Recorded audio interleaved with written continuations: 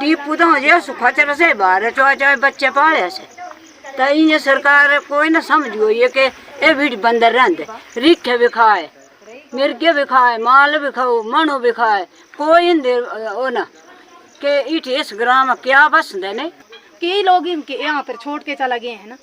हम तो थोड़े से बचे हैं, हमने कहाँ जाना है। वो तो बाहर चले गए हैं, पढ़ाने के लिए चला गए, हमने कहाँ जाना है। थोड़े बीच में गरीब भी हैं, एक जैसे ही थोड़ी हैं, गरीब भी होते हैं ना, तो कहाँ जाना है हमने। रोड की दिक्कत, स्कूल की दिक्कत, बिजली की दिक्कत, आंगनवाड़ी नहीं यहाँ पे, डिस्पेंसरी वगैरह, डंगर डिस्पेंसरी।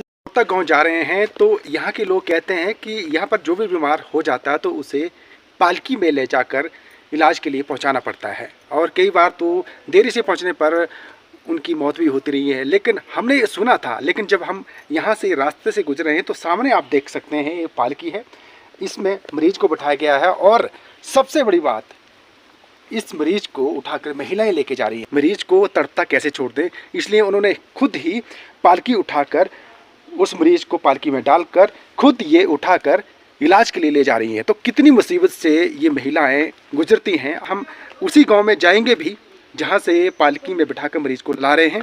आप बताएं, जिस तरह से पालकी में उठाकर जो आप मरीज को उठा के ले जा रहे हैं, तो आपके घर में कोई पुरुष नहीं है क्या? नहीं, एक ही रहते हैं हमारे घर में, बाकी काम करने के लिए बाहर गए हैं। तो रोड की दिक्कत है, अगर रोड होता तो हम लेडीज को ऐसे पालकी में उठा के नहीं लेके जाना पड़ता, तो हमारे मर्द भी बाहर काम कर सकते थे, हम खुद ही एडजस्ट कर लेते अगर एम्बुलेंस रोड यहाँ पे होता तो।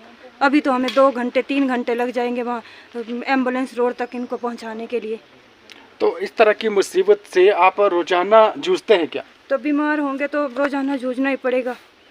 कभी मरीज को लेके जाते हैं, कभी खाने के लिए सामान उठा के लाना पड़ता है, तो कभी क्या तो कभी क्या। हमारे साथ एक और महिला है। आप महिलाएं हैं सारी इकट्ठी होकर और पालकी में उठाकर ले जा रही हैं एक मरीज को, तो ये वस्तुस्थिति कई सालों से चल रहा होगा। हाँ जी, यही चल रहा है हमारा। रोड की बहुत दिक्कत है ना, तो हम ऐसे ही करते हैं। घर में मर्द नहीं है तो हम ऐसे ही लेडीज ले जाते हैं, और क्या करना। कई मरीज मर गए हैं ना घर में, बुजुर्ग अभी भी मर गए हैं 2-3 तो। अच्छा, आप चाहती हैं कि इन मरीज के साथ ऐसा ना हो, इसलिए आपने हिम्मत की है? हाँ जी हाँ जी हाँ जी, हम ऐसे ही करते हैं ना, फिर क्या करना है। और तो कोई वो ही नहीं हमारे पास, हम ऐसे ही। तो ये आपने देखा कि किस तरह से पालकी में बिठाकर मरीज को ले जा रहे हैं इलाज के लिए। हम उसी गांव में अभी जा रहे हैं जहां पर ये स्थिति दिख रही है, और क्या मुसीबत है और लोग क्या चाहते हैं उनसे हम आपको रूबरू करवाएंगे। हम ग्राउंड जीरो से यानी उस गांव पहुंचने के लिए हमको 2 घंटे लगे हैं, तब जाके हम आपको ये वस्तुस्थिति दिखा रहे हैं। ऐसे गांव में है जहां पर सड़क नहीं है, लोग सड़क का सपना देखते देखते गुजर गए हैं और कईयों की तैयारी है। लोगों को दुख है कि यहाँ पर ना तो कोई अभी तक कोई पंचायत अधिकारी आता है और ना ही बीडीओ और डीसी, तो बहुत बड़ी बात है। इसके अलावा एमएलए तो अभी तक कभी आया भी नहीं है, उनको पता भी नहीं होगा कि झगरोता कोई गांव भी है। आपको मैं बता दूं, सड़क मार्ग से ये जो गांव है कि 2 घंटे लगते हैं तब यहाँ पर पहुँचा जाता है, और जो बच्चे हैं रोजाना 2 घंटे एक तरफ स्कूल जाते हैं, फिर 2 घंटे उनको आने में लगते हैं, फिर जाने में लगते हैं। और सबसे बड़ी बात, अकेले गांव के लोग बच्चे अपने स्कूल नहीं भेज सकते हैं, क्योंकि जिस रास्ते से होकर जाना पड़ता है वो जंगली रास्ता है। जंगली जानवर यहाँ पर होते हैं, भालू होते हैं और तेंदुआ होता है। आप समझ सकते हैं कि किस खतरनाक माहौल में ये लोग रहते हैं। लेकिन सरकार की नजर इनायत से ये गांव कोसों दूर है, उन्हें मालूम ही नहीं है कि किस स्थिति में यहाँ के लोग रहते हैं। बड़ी बात ये भी है कि इस एरिया के लोग धीरे धीरे पलायन कर रहे हैं। 150 से भी अधिक परिवार यहाँ से पलायन कर चुके हैं, और जिस तरह से स्थिति दिख रही है ऐसा लगता है कि ये जो गांव है इतिहास के झरोखों में पढ़ने को मिलेगा। हमारे साथ यहाँ के जो लोग हैं उनसे हम बात करेंगे कि वो किस मुसीबत से सामना कर रहे हैं, और उनके यहाँ कौन नेता आए थे या फिर कब आते हैं, किस माहौल में आते हैं। हमारे साथ बुजुर्ग हैं और भी गांव के लोग इकट्ठे हुए हैं, सिर्फ हमसे बात करना चाहते हैं। उन्हें लगता है कि हमारे चैनल के माध्यम से अगर कोई खबर फ्लैश होती है तो उनको सड़क मिल सकती है। हम उसी विश्वास के साथ उनके गांव पहुंचे हैं। बुजुर्ग महिला है और वो बड़ी उत्सुकता से मुझे देख रही हैं।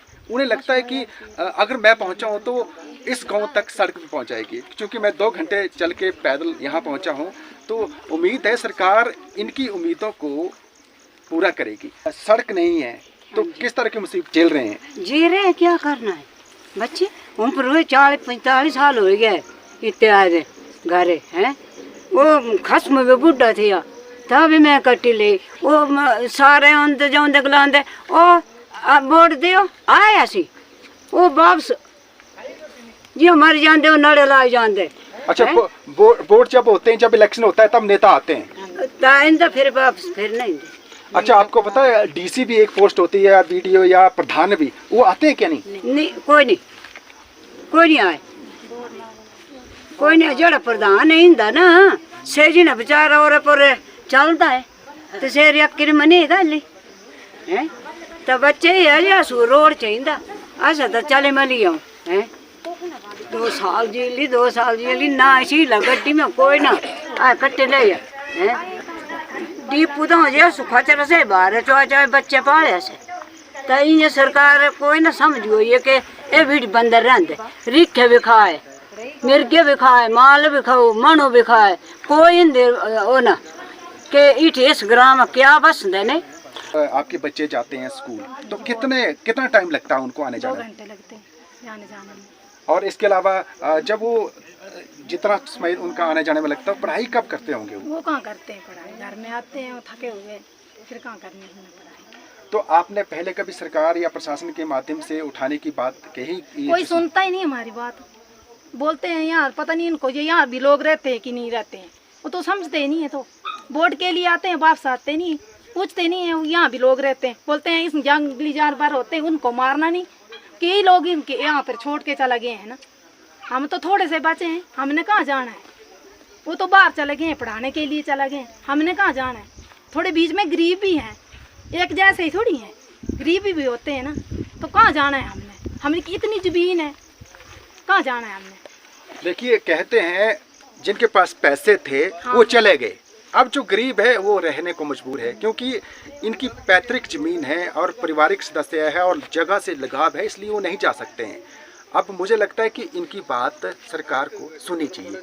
हमारे साथ कुछ और लोग हैं, उनसे भी बात करेंगे। क्या नाम है जी आपका? रीना। अच्छा रीना जी, क्या चाहती हैं आप? रोड ही चाहते हैं। अच्छा, रोड चाहते हैं, चूँकि रोड बन जाएगी तो सारी समस्याओं का हल हो जाएगा आपकी।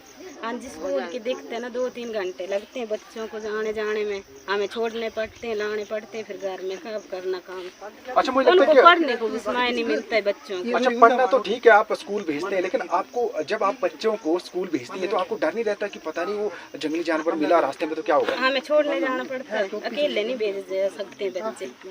अच्छा, आप समझ सकते हैं कि अगर बच्चों को स्कूल भेजते हैं तो अकेले नहीं जा सकते हैं। अमूमन होता है कि अगर गांव या किसी शहर का स्कूल हो सामान्य तौर पर तो वो बच्चे अकेले भी जा सकते हैं, लेकिन जब इस तरह का जंगली रास्ता हो जगरौता गांव का तो वो बच्चे अकेले कैसे जाएंगे? आप समझ सकते हैं। सुरक्षा की गारंटी कोई नहीं है, क्योंकि बहुत हर टाइम इनको खतरा रहता है। और बड़ी बात, इस रास्ते से सिर्फ दिन के समय ही, चाहे छोटा हो चाहे बड़ा हो, जा सकता है। जिन्होंने खुद मुसीबतें झेली हैं, हमारे साथ एक बहन है, वो कहती है कि उनके लिए सरकार ना तो प्रशासन का कोई मतलब नहीं है जब वो मुसीबतें झेल रही हैं और उन मुसीबतों का हल नहीं हो रहा है। पहले तो आप नाम बताएं।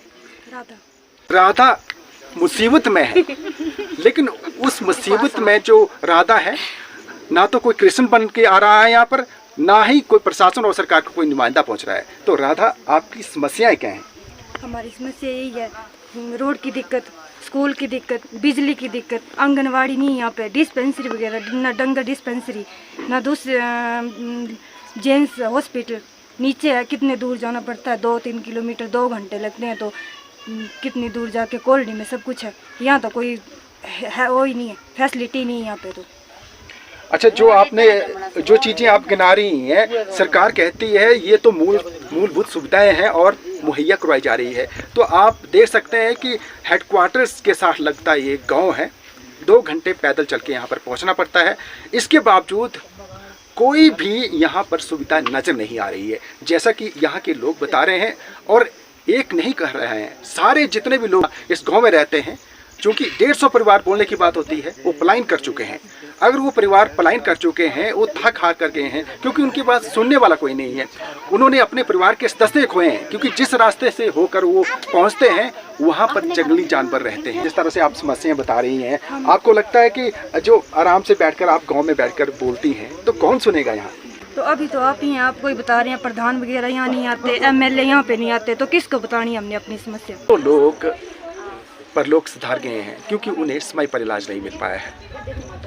हमारे साथ जो व्यक्ति हैं वो कुछ कहना चाहते हैं। क्या नाम है जी आपका? सूरीलाल जी का नाम। अच्छा सूरीलाल जी, इलाज नहीं मिलने की वजह से सुना है कि डेथ हो रही है, क्योंकि वो समय पर मुख्य सड़क तक नहीं पहुंच पाते हैं, ना तो उनको अस्पताल में कोई फैसिलिटी मिल पाती है, जब तक पहुंचते हैं तब तक वो देर हो जाती है। तो क्या कहते हैं? सर क्या करें, मैं मेरे देखते थे कई सालों से 100 से 150 लोग करीब बिना सड़क होने के कारण कम से कम भी 150 और 140 के आसपास हमारे देखते देखते ही कम से कम 40 वर्ष में की उम्र है मेरी। और आपके देखते देखते सिर्फ वो बीमार हुए और उनको सड़क तक नहीं पहुंचाया जा पाया और उनको इलाज नहीं मिल पाया, इसकी वजह से उनकी मौत हो गई। हाँ जी। और अब ऐसा चीज़ें ना हो, क्या चाहते हैं आप? सर सड़क की कनेक्टिविटी होनी चाहिए। सड़क मिल जाएगी तो सारी समस्या का हल हो जाएगा। हाँ जी।